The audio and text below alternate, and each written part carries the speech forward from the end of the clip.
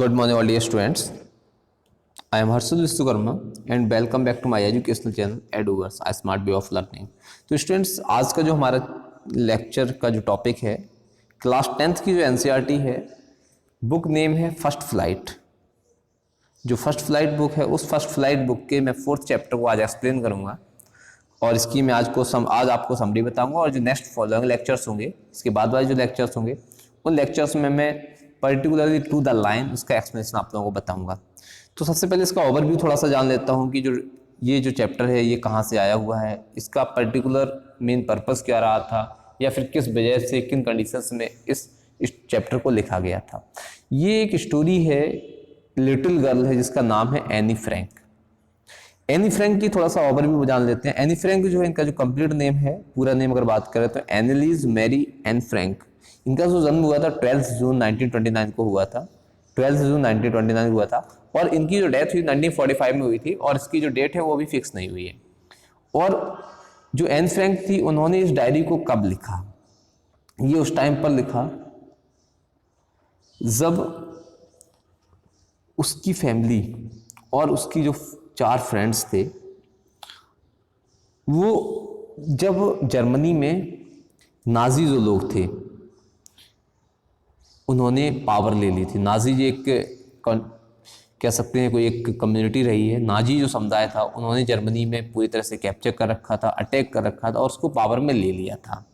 तो उस टाइम पर ये जो एन फ्रैंक थी, अपनी फैमिली के साथ वहाँ पर छिपी रही थी और उसी टाइम पर उन्होंने इस डायरी को लिखा हुआ था। और ये जो टाइम पीरियड है, अब उसके जो फादर थे, फादर को फाइनली वो डायरी मिलती है और वो फाइनली ये डिसीजन लेते हैं कि हाँ, मुझे इस डायरी को पब्लिश करा देना चाहिए। उस डायरी का नाम क्या बताया हुआ है इन्होंने, और उस डायरी का जो नाम रखा हुआ है friends, under the same name of a diary of a young girl. और उन्होंने इस डायरी के जो नेम दिया हुआ है उसको क्या दे दिया name? The diary of a young girl. तो ये उन्होंने बता दिया है कि इस डायरी को पब्लिश किया जाना चाहिए जो एन फ्रैंक ने लिखा हुआ है, क्योंकि उन्होंने जब इसको पढ़ा तो उन्हें लगा कि हाँ, कुछ चीज़ें ऐसी हैं जो सभी को पता होनी चाहिए।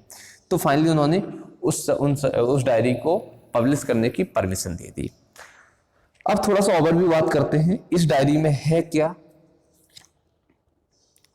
और क्या क्या चीज़ें ऐसी थीं और क्या क्या चीज़ें वो बताना चाहती थी।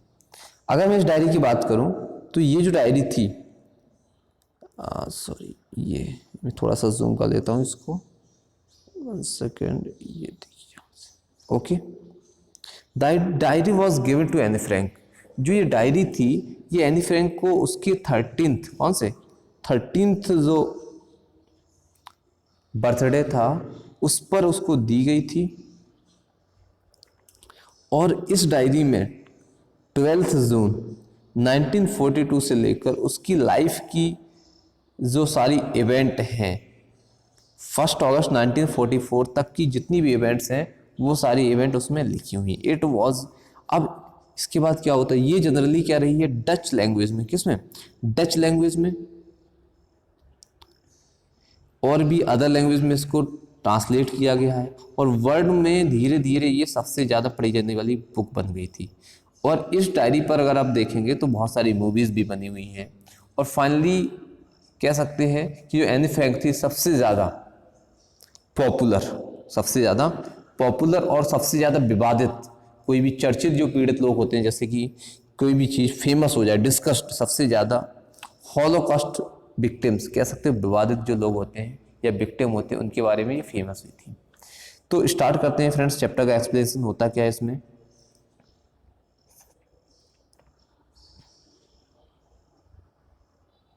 थोड़ा सा ओवरव्यू बता देता हूँ। जो एन फ्रैंक है, एन फ्रैंक अपनी जो डायरी में लिखने के बारे में बताती है कि स्टार्टिंग में तो ये बताती है कि जब मैंने ये डायरी को लिखने के बारे में सोचा तो मुझे इस बात से मतलब नहीं था कि मैं अगर ये डायरी लिख रही हूँ तो कोई भी पर्सन क्या सोचेगा मेरे बारे में, कि मुझे इस टाइम पर अपने फ्रेंड्स के साथ रहना चाहिए था, फ्रेंड्स से बातें करनी चाहिए थी, लेकिन इस टाइम पर मैं क्या कर रही हूँ, मैं डायरी लिख रही हूँ। तो इन सब चीज़ों को उसने कभी भी फोकस नहीं किया। सिर्फ वो यही कह रही है कि मेरा मन किया इस डायरी को लिखने का, तो मैंने इस डायरी को लिखना स्टार्ट कर दिया। क्योंकि बहुत से लोग कहते हैं कि किसी भी पर्सन को कोई बात बताने की अपेक्षा अगर आप वही बात डायरेक्टली पेपर पे लिख दें तो वो ज़्यादा सेफ होता है, क्योंकि आपने किसी फ्रेंड को कोई बात बताई और उसने किसी दूसरे फ्रेंड को बता दी, तो इस वजह से वो चाहती थी उसकी बातें सिक्योर रहें, सेफ रहें। तो इसने क्या किया, किसी भी फ्रेंड को बताने से अच्छा सेफ मेरी जो बातें होंगी वो इस पेपर पे होंगी। तो धीरे धीरे उसने क्या किया, एक नोटबुक रखी, रियल नोटबुक। उसने उसका नाम क्या दिया, उसको एक नाम दे दिया डायरी। क्या दिया, डायरी नेम दे दिया। और उसमें वो अपनी जो भी पॉइंट्स होते थे, जो भी चीज़ें उसको अच्छी लगती थी, वो उसको लिखती थी। अब सबसे पहले उस डायरी में वो क्या कह रही है कि मैंने अपने लाइफ पीरियड में मेरे जो फादर थे, जिसमें ये अभी तक सबसे ज़्यादा जो पसंद करते थे, उन सब चीज़ें उसने लाइफ के बारे में थोड़ा सा बताया हुआ है। इसके बाद कुछ ऐसी इवेंट रही हैं, जैसे कि एक इसने अपनी इस स्टोरी में अपने क्लासरूम की एक स्टोरी को शेयर किया हुआ है। उस स्टोरी के बारे में आपको बता देता हूँ। जैसे यहाँ पर 1 सेकेंड, 1 सेकेंड स्टूडेंट्स। तो स्टूडेंट्स, इसके बाद जो एक जब एन फ्रैंक एक बार क्लास में पढ़ रही थी, तो उस टाइम की एक स्टोरी है। जैसे कि उन्होंने अपनी जो डायरी है उसको किटी बुलाती थी। क्या बुलाती थी स्टूडेंट्स, प्यार से किटी बुलाती थी। तो उन्होंने उस डायरी में लिखा हुआ है कि मैं जनरली क्लास में बहुत ज़्यादा बोलती थी। जब वो क्लास में बहुत ज़्यादा बोलती थी तो उस टाइम पर क्या होता है कि जैसे यहाँ पर लिखा हुआ है फ्रेंड्स, डियर किटी। क्या लिखा हुआ है, यहाँ पे डियर किटी लिखा हुआ है। तो वहाँ पे वो बताती हैं कि डियर किटी, तो वो क्या होती है, मैं ज़्यादा से ज़्यादा बातें किया करती थी क्लास में। तो जब मैं बहुत ज़्यादा बातें करती थी तो मेरा जो टीचर था मिस्टर कीजिंग, उसने क्या किया, मुझे एक टॉपिक दिया लिखने के लिए, और जिसका नाम क्या दिया गया, चैटर बॉक्स। क्या दिया गया फ्रेंड्स, चैटर बॉक्स नेम दे दिया कि ये टॉपिक है, आप इस पर कोई ना कोई एक ऐसे लिखिए। तो जैसे ही मैंने इस ऐसे को लिखा, तो मैंने कैसे भी करके उस वर्क को पूरा किया और राइटिंग लिख लिया, और मैंने उसको बैग में रखा। और मैंने बहुत कोशिश की।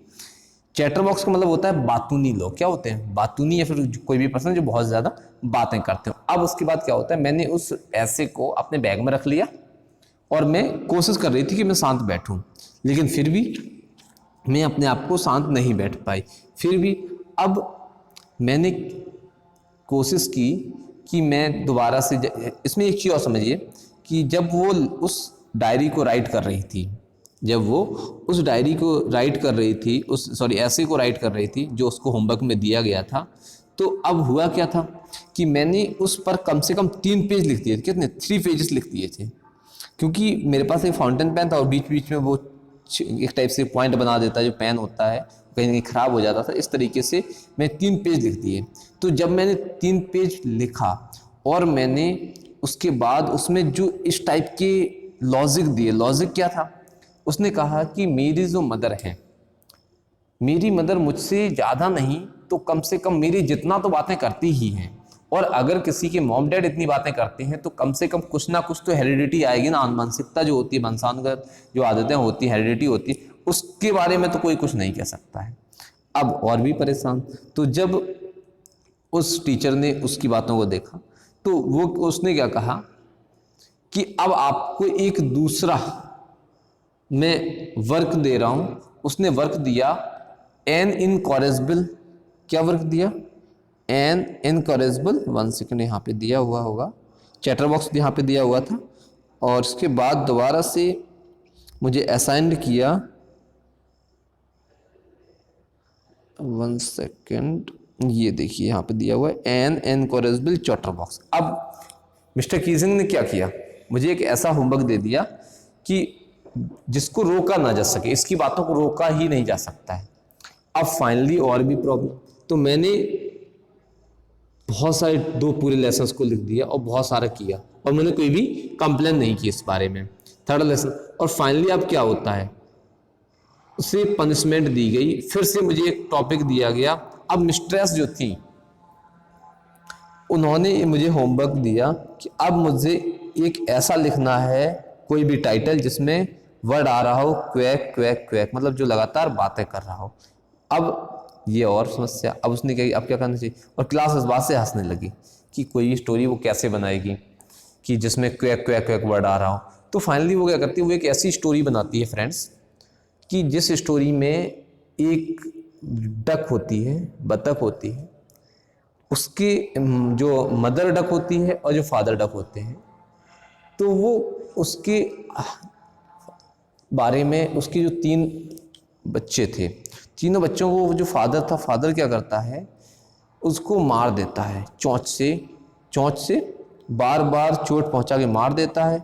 उसकी वजह क्या थी, क्योंकि वो बहुत ज़्यादा बातें करते थे। अब मैंने जब ये स्टोरी उसमें ऐड की, बहुत ध्यान से समझिएगा friends, I finished my poem, मैंने अपनी इस पोएम को पूरा कर दिया। जो मदर डक थी और जो फादर स्वान था, फादर हंस और मदर डक जो थी, अपने बेबी को उन्होंने क्या किया था, इसी के बारे में एक स्टोरी थी। और जो फादर था, फादर ने चोंच मार मार कर अपने तीनों बच्चों को मार दिया था। वजह क्या थी, वे बहुत ज़्यादा क्वैक क्वैक करते थे।